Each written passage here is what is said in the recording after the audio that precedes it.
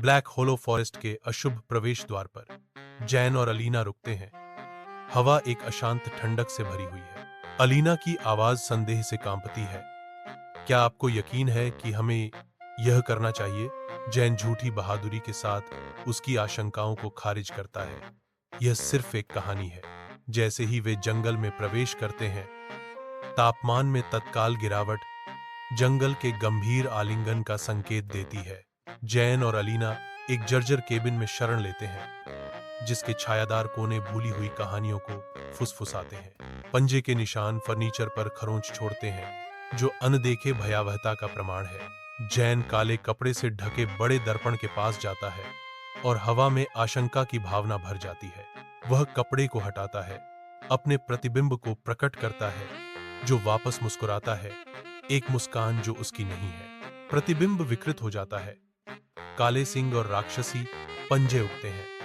एक दुःस्वप्न सच हो गया। अलीना चिल्लाती है, क्योंकि जैन को दर्पण में खींचा जाता है। उसका भाग्य भीतर की अंधेरी इकाई द्वारा सील कर दिया जाता है। अलीना एक भयानक छायादार दुनिया में उतरती है, जहां आकाश बैंगनी रंग का होता है और हवा में अजीबोगरीब हड्डियां तैरती हैं। चमकते पेड़ एक अलौकिक प्रकाश डालते हैं, जो उसके सामने फैले भद्दे परिदृश्य को रोशन करता है। एक निराकार आवाज विकृत क्षेत्र में गूंजती है। उसने पवित्र पंख ले लिया है। अभिशाप अब उसका है। दूरी पर जैन एक चमकदार वृत्त के भीतर घुटने टेकता है। उसका रूप कुछ राक्षसी में बदल रहा है। अलीना विरोध में चिल्लाती है, नहीं, मैं उसकी जगह लूंगी। रात के आवरण के नीचे जैन, अलीना, फारिस और मीना विस्परपाइन वन की सीमा की ओर बढ़ते हैं। उनकी हंसी शांति में गूंजती है। जैसे ही वे शिविर लगाना शुरू करते हैं, मीना की आवाज खुशमिजाज बातचीत के बीच गूंजती है।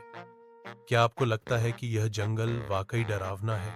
जैन अपनी आंखों में साहस की चमक के साथ जवाब देता है, मुझे नहीं पता, चलो पता करते हैं। दोस्तों ने उत्साहित नजरें बदली।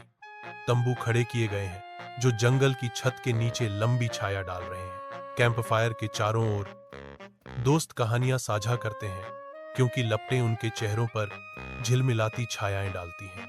मीना की आंखें दहशत में फैल जाती हैं, क्योंकि वह पेड़ों के बीच अंधेरे से झोंकती हुई दो चमकती पीली आंखें देखती है। मीना के अंदर एक ठंडा कंपन दौड़ता है, क्योंकि वह फुसफुसाती है, वे हमें देख रहे हैं। चमकती आंखें टिकी रहती हैं। एक अदृश्य उपस्थिति उन्हें छाया से देख रही है। रात के आवरण में दोस्त जंगल में और गहराई तक जाते हैं। उनकी टॉर्च अंधेरे को चीरती है।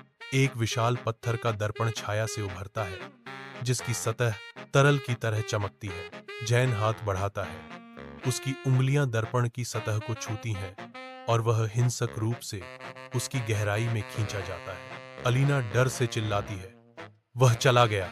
दर्पण कुछ नहीं दर्शाता, सिवाय एक अलौकिक धुंध के, जो जैन के भाग्य को स्पष्ट करता है।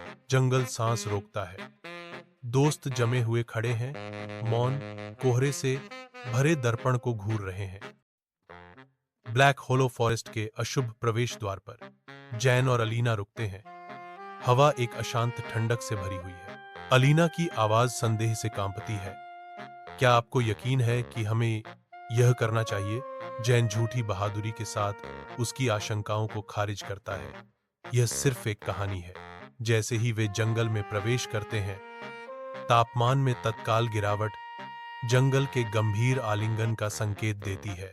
जैन और अलीना एक जर्जर केबिन में शरण लेते हैं, जिसके छायादार कोने भूली हुई कहानियों को फुसफुसाते हैं। पंजे के निशान फर्नीचर पर खरोंच छोड़ते हैं, जो अनदेखे भयावहता का प्रमाण है।